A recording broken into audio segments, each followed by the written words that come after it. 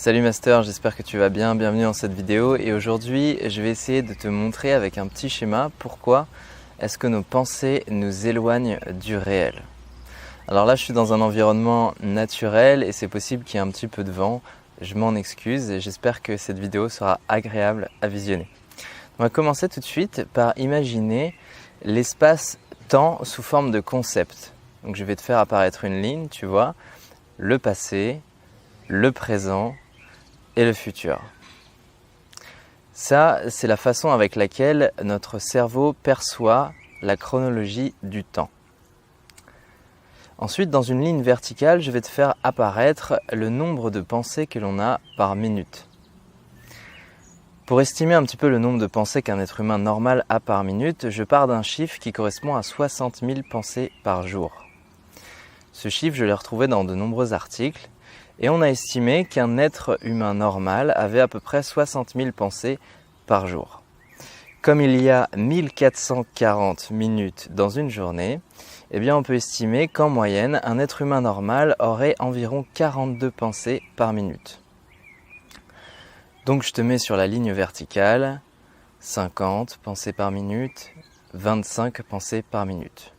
Voilà, ces chiffres sont des approximations, on va dire qu'il y a une marge d'erreur d'à peu près 10 pensées par minute, mais qu'en moyenne, un être humain normal se trouve entre 32 et 42 pensées à la minute, ce qui est énorme.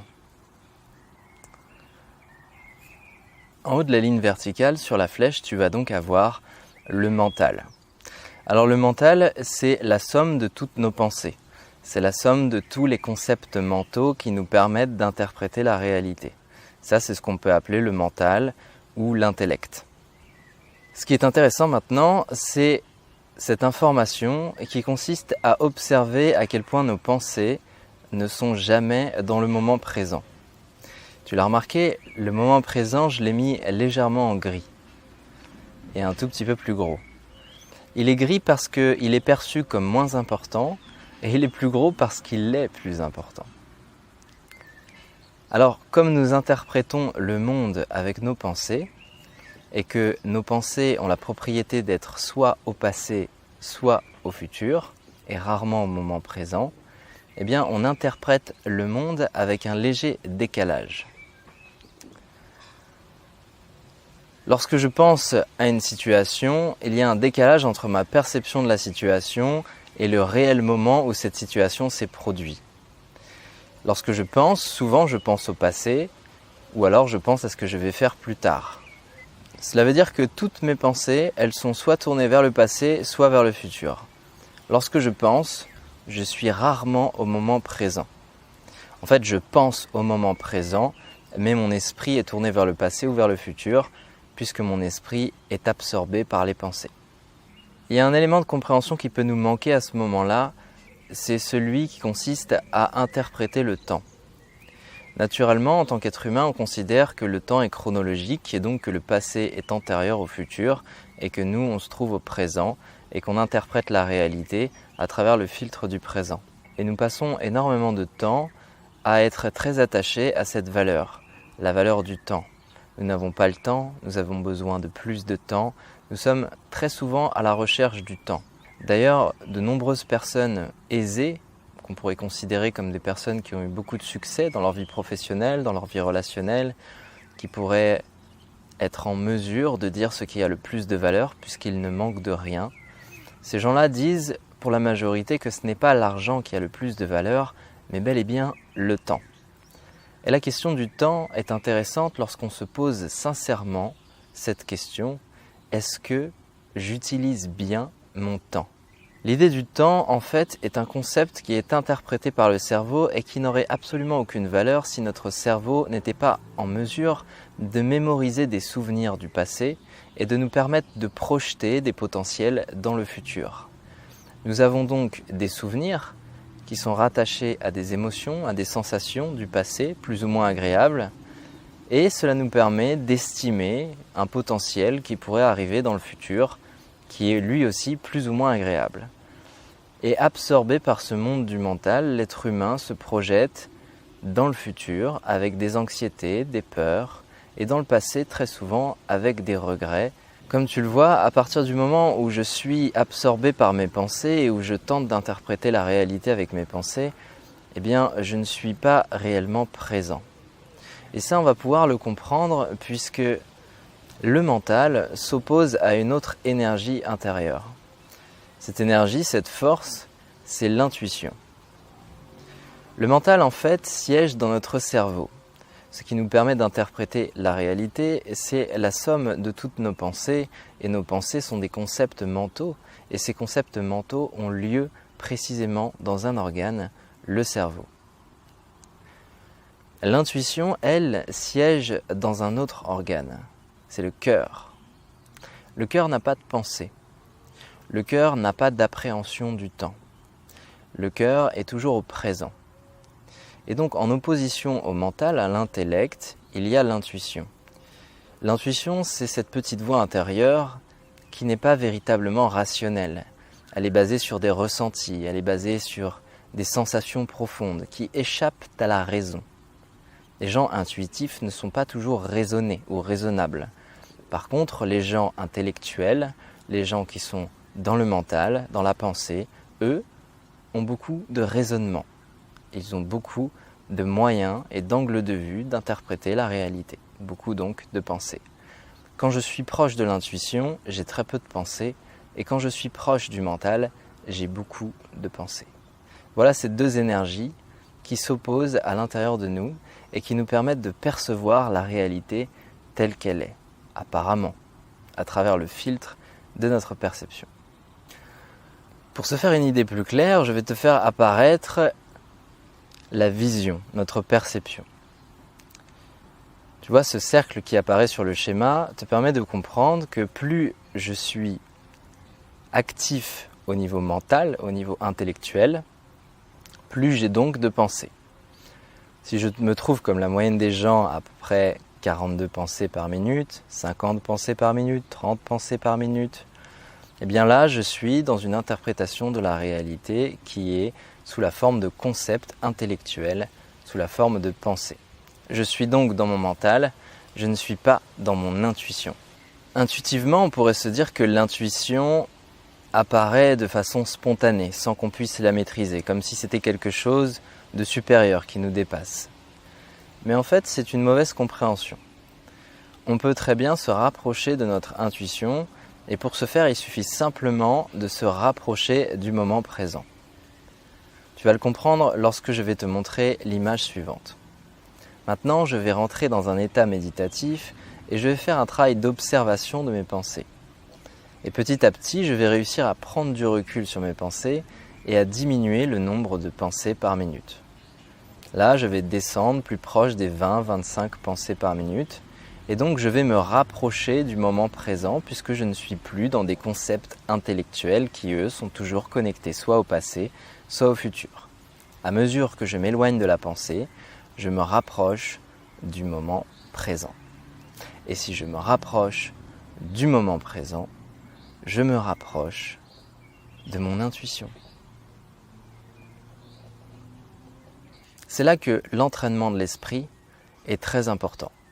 Puisqu'une personne qui s'entraîne va être de plus en plus en mesure de diminuer le flot de sa pensée, de diminuer la présence du mental, pour petit à petit retrouver des états d'observation qui nous permettent de prendre du recul sur cet intellect très actif et nous rapprocher de ressentis plus profonds, ce que les bouddhistes appellent la vision profonde.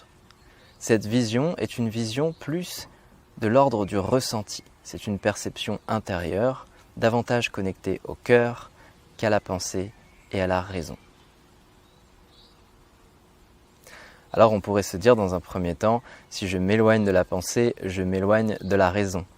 Et certainement avec notre culture particulièrement imprégnée par les philosophies comme la philosophie des Lumières, etc., nous sommes des êtres de pensée. Et nous n'acceptons pas l'idée de nous éloigner, ne serait-ce qu'un instant, de la pensée. Plus on se perd dans le passé à observer ce qui a déjà été effectué, ce qui a déjà été fait et qui ne peut plus être changé, plus on se retrouve absorbé par une peur, la peur d'un futur qu'on ne pourrait pas maîtriser ou qui ne serait pas comme on le voudrait. Alors lorsque je voyage intellectuellement entre le passé et le futur, je voyage entre les regrets, les doutes, la mélancolie et les peurs, les anxiétés, le sentiment d'insatisfaction qui peut être procuré par un futur qui ne serait pas sensiblement comme nous voulons qu'il soit. Et à ce moment où je voyage dans mon esprit entre ce qui a été et ce qui pourrait être, je ne suis pas présent à ce qui est. Je ne suis donc pas proche de ma petite voix intérieure et de mon intuition. Je ne suis pas à l'écoute. Entraîner son esprit, c'est se donner l'opportunité petit à petit de diminuer le flot du mental pour se rapprocher d'un état plus intuitif. Je ne dis pas que être dans le mental ou être dans l'intuition est mieux ou moins bien. Ce qu'il faut, c'est simplement comprendre ce mécanisme et savoir l'utiliser. À certains moments, il est bon d'être raisonnable. À d'autres moments, il est bon d'être intuitif. Je pense qu'il est essentiel de comprendre que l'intuition et le mental et la raison ne se trouvent simplement pas au même endroit et qu'il est donc nécessaire à certains moments de voyager entre l'une et l'autre. Alors, pourquoi est-ce que nos pensées nous éloignent du réel ? Les pensées nous éloignent du réel puisque nos pensées sont en fait une somme d'interprétations de la réalité. Nous percevons la réalité avec nos émotions, nos sens et nos pensées. Nos pensées permettent de conceptualiser une image mentale de ce que nous vivons au quotidien. Donc cette perception est forcément légèrement transformée par rapport à la réalité. Ce que je vois de la réalité n'est pas la réalité. C'est simplement la réalité perçue par le filtre de mes émotions, de mes sensations et de mes pensées. Lorsque je suis dans le mental, je suis donc dans l'interprétation de ce qui est. Il y a là beaucoup de pensées et certaines sont confuses. C'est pour ça que l'on dit souvent, dans le langage vulgaire, « tu penses trop ». Tu penses trop, ça veut simplement dire que tu as tellement de pensées que parmi ces pensées, il y a des pensées contradictoires qui t'empêchent d'avoir un bon discernement. Alors il devient simple de comprendre que le mental interprète la réalité et que donc notre perception intellectuelle de la réalité n'est pas la réalité. Lorsque nous sommes chargés de pensées, que notre charge mentale est importante, nous sommes dans une interprétation de ce qui existe. Nous sommes soit dans le passé, soit dans le futur, mais jamais au moment présent. Par contre, lorsque nous nous éloignons de ce mental, nous nous rapprochons de notre intuition. Nous nous rapprochons donc du moment présent. Et c'est précisément là que se trouve le réel. Le réel est donc plus proche de nos ressentis profonds, de notre vision profonde. Le mental, lui, nous permet simplement de programmer des actions et de visualiser notre vie à travers le spectre du temps. Et le présent, lui, est toujours lié à notre intuition. Et donc, cette petite voix intérieure est certainement plus proche du réel que ne peut l'être notre mental. On peut donc dire que la pensée nous éloigne de la réalité. L'être humain normal qui a beaucoup de pensées ne peut pas percevoir sa réalité avec un bon discernement. Il est donc nécessaire d'entraîner son esprit à l'attention pour progressivement réussir à retrouver des états, qui vont être paisibles, mais en même temps des états qui vont nous permettre d'avoir une bonne intuition et un bon discernement.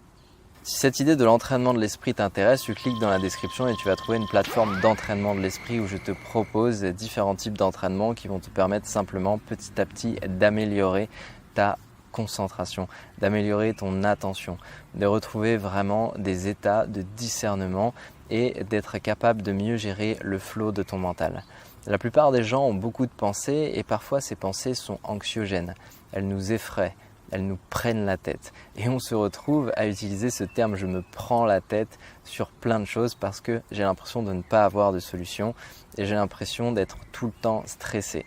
Nos pensées sont souvent, très souvent, responsables de ces sensations de stress, de peur, d'inquiétude, etc. C'est pour ça que je te propose une plateforme d'entraînement pour muscler ton esprit et pour réussir à reprendre le contrôle et à ne plus laisser toutes ces pensées t'assaillir. Parce qu'à mesure que tu t'éloignes de tes pensées, tu te rapproches de ton intuition et donc tu te rapproches du réel. À partir de la semaine prochaine, je mets en ligne la première formation qui vous permettra de construire un rituel méditatif de A à Z pour pratiquer 10 minutes de méditation tous les jours et enfin vous libérer de la prison du mental. Vous allez pouvoir prendre le contrôle de vos pensées, vous allez pouvoir petit à petit, grâce à l'entraînement de l'esprit, réussir enfin à reprendre les commandes de votre vie. C'est un processus, ça demande du temps, ça demande de l'entraînement, mais je pense qu'aujourd'hui, le fait d'apprendre la méditation, le fait de développer l'entraînement de l'esprit sera une véritable clé pour améliorer votre vie. Donc si ça vous intéresse réellement, vous allez dans la description, vous cliquez et vous allez directement tomber sur la plateforme d'entraînement et on se retrouve donc pour muscler votre esprit.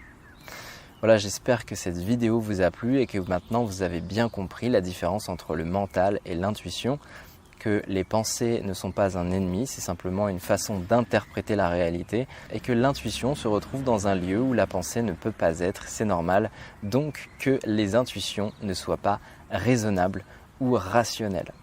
Maintenant j'entends le silence reprendre sa place, j'espère que ce que je t'ai dit sera entendu, le calme ouvre un espace, je te laisse, médite là-dessus.